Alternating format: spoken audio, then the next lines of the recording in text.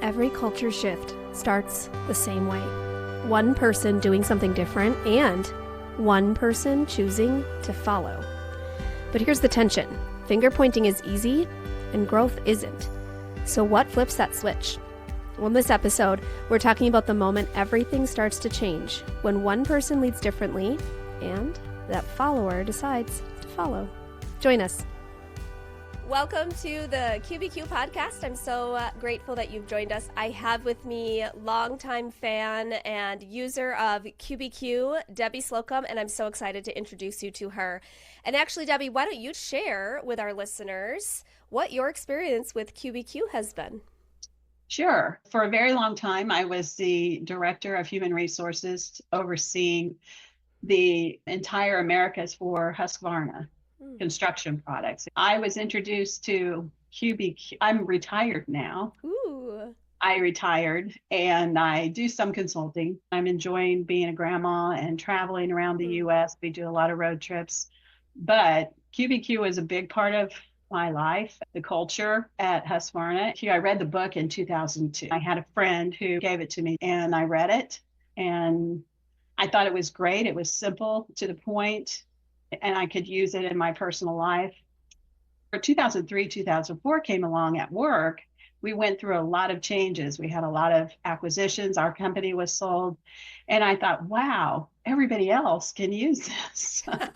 Isn't that so wonderful for us at QBQ because it is job security?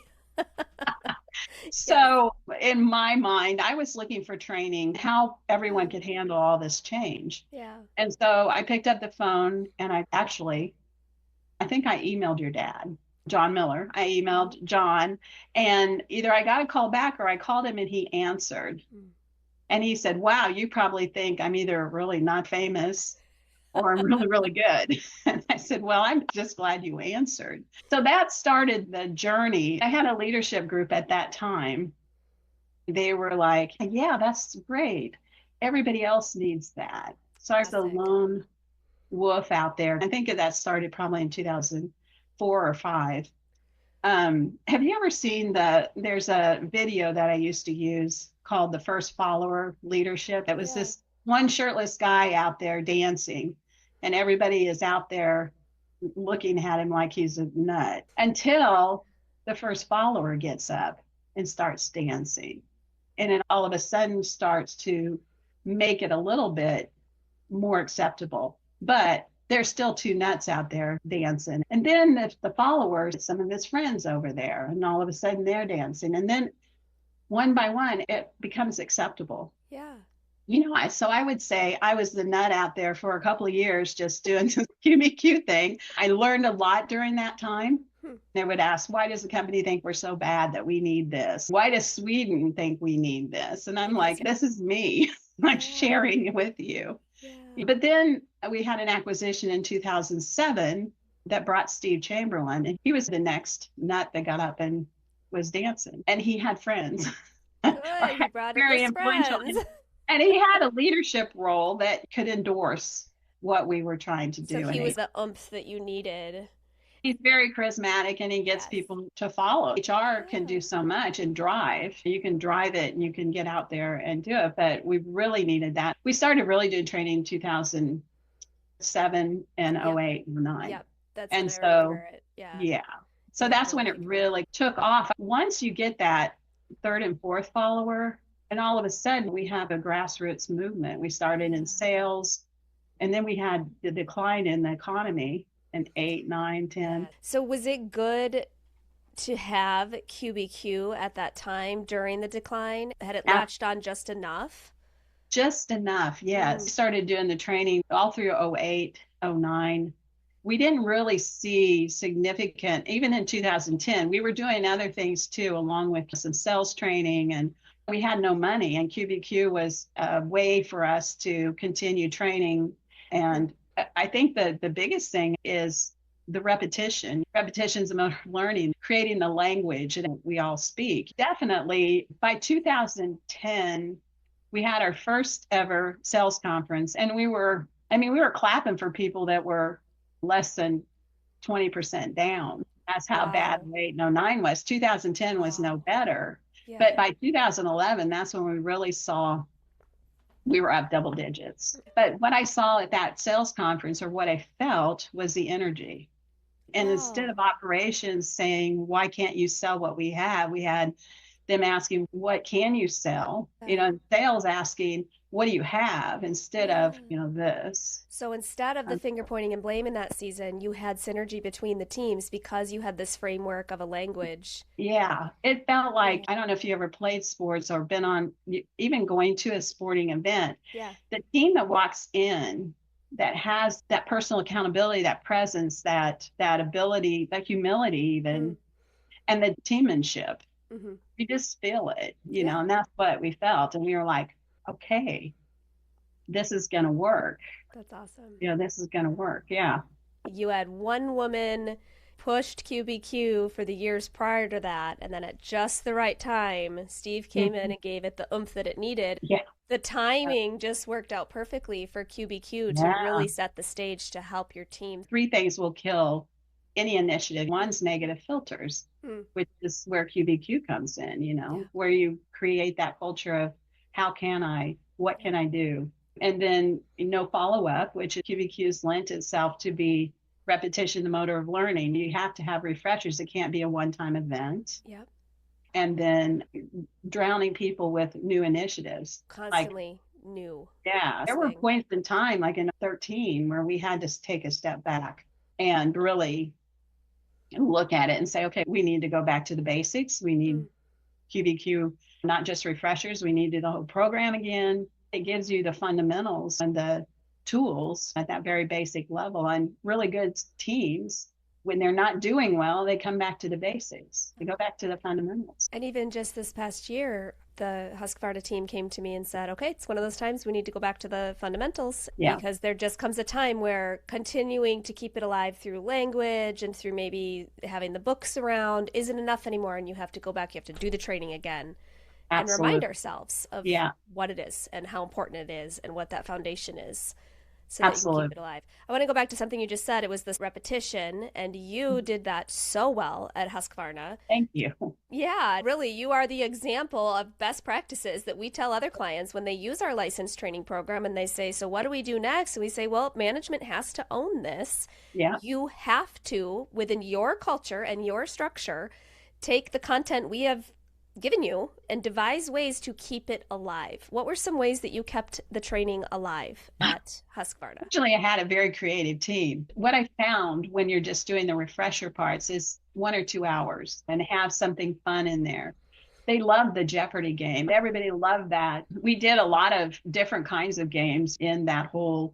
I found that the activities that you do, whether it's in the full blown training or in the refreshers that we did, where we stop and start, and not just discussion's good too, but the activities to reinforce those Mm-hmm. things. So we did a lot of different activities. We had a puzzle one time where we used the concept of building something together. Hmm. We would pull one of the puzzle pieces out. Snaky. Yeah, there was just so many different things that we did. And were you doing this with the whole company? Were you doing this with departments? How did you structure the training? Initially, when we first started, we started with the sales team because Steve at that time was overall the sales team, and we started there. Eventually, he became the president, and we put it all through, but that was quite a bit later. We started with the sales team, and when they started seeing, when the market was still down, and we started seeing double-digit growth. I had the guy, Jim McMenamy, came to me from the operations group and said, I want to do the training. Ah, I did start before Steve. Now, before Steve came, I was doing it with anybody who would let me. yes. Please let me, please let me. Anybody who would, and then started with departments. But I found that I really liked the cross-functional Yes. much, much better. And I liked operations and sales and customer service and accounting, all of them cross-functionally. Because Yeah. then the sales team can hear the operations team Yes. saying all the lousy questions and they can talk to each other about, well, Yeah. help me understand, why is it so hard Yeah. for you to do this? And oh, what can I do to make that easier for you? It's Exactly. really good to have those conversations. So when Steve came, we did the training, started in sales, but we would include customer service and credit and anybody that was under that kind of umbrella. Okay. Everybody but operations. And then operations came in and we started sticking new hires in. That's the other thing you can't forget is that you can train the whole population, but if you don't have a plan for going forward with new hires and refreshers and all of that, it'll become a one-time event again. We had that so we could put in some of the new salespeople in with the operations groups, and it just worked much better in keeping it to a 12 to 15 size where people could really have discussions. Yeah, and I think that's what we suggest as well in our Yeah. materials for that small group environment. Yeah. You've got it exactly right. It's really great to train people on a worthwhile topic, but if you don't have a plan for including the new people and refreshing as the world continues to go forward at a rapid rate, what was the Right. point of that training? Right. And What we was had, the point? yeah, my career at Husqvarna, and prior to that, we were acquired, so we've had many names. There were those type of one-time events, and that's something that I didn't want it to be. But at the time, before Steve came and before we really had, some momentum going, it was a one-time thing. I literally was just doing it just to see if it was more personal. Actually, personally, I got most out of that. I learned a lot of things. I learned not to preach. I learned a ton of things during that time. Not to take Ground for you. in. Yeah, it was a big learning point. And so I think that also from a timing perspective was much better for when we really launched something that worked. And Yeah, I think looking back on it, hindsight's 2020. Yeah. You probably felt frustrated in those early years, like being the only one trying to push it forward. But in the end, it ended up all laying out so perfectly. What would you say Husqvarna gained most from adopting QBQ?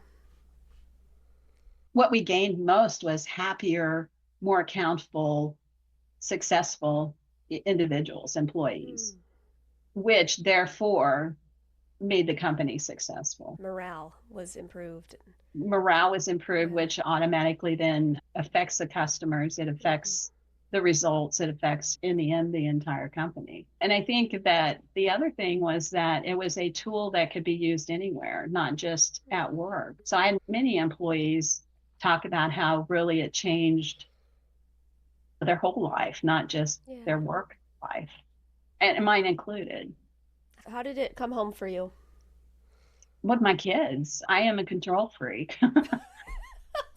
And I don't know why or when it actually, in the beginning, it was just a work thing. And I was better at it at work when I could pay attention to what I was asking myself in my head and be present and understand my triggers, not only at work, but at home with my children.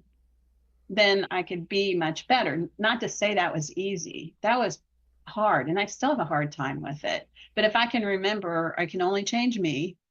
This is about me, and I want to control something. So just control how I behave, how I react, how I think. Recognizing that is not necessarily what you're saying, it's what you're thinking in your head, which will affect what you say, and letting go of what you can't control. Ultimate QBQ right there. God, I know, but that is the hardest one for me. That's why it's the ultimate.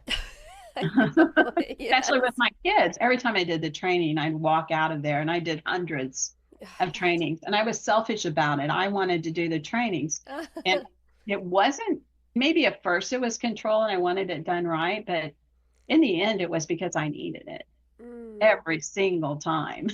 Somebody said, how can you do all these and not get bored? And I said, pretty much because I need to hear it again. People will ask me the same thing. How do you talk on the same thing all the time? Because it's different every time. Something new comes to light every time. And especially as you're having conversations with people and watching them have light bulb moments, and there's always something fresh and new. Yeah, I didn't do the refresh. I mean, I did some of them, but the refreshers and things like that, my team really took that. My excuse too was I wanted to meet the new hires, and sure, that's important. But I needed it. If you could tell a new reader of QBQ just one thing to implement right away, like a baby step, what would that be? That's a good question. The power of one, to really understand that, and that these are not questions that you say out loud necessarily. They're questions that are in your head. Mm-hmm, mm-hmm. That it's a That mental change. it's a mental change. Yeah. So, I mean, that's, you can only change me. That's the biggest probably thing. And when you do that, so many other things happen. When you learn that, learning equals change. If you learn it, that's one thing, but you have to change something You have to in your actually do it. behavior and your way of thinking, and you have control over yourself.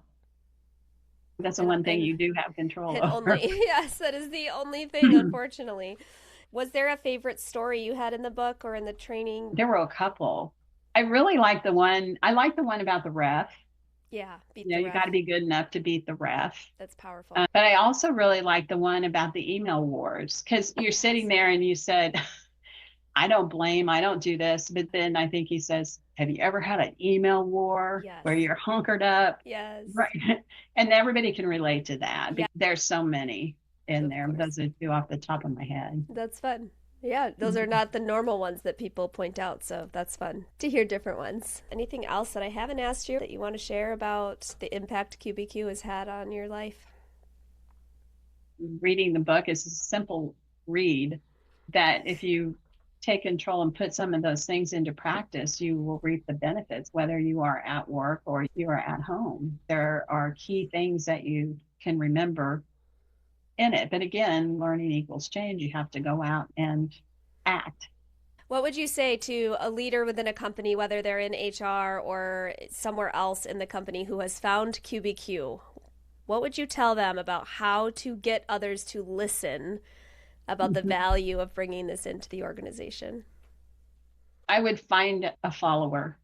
I would also, I think it would have helped me if I had examples from other companies and maybe share. We always had somebody from Sweden saying, how do you know that the cost of the training you're getting your ROI?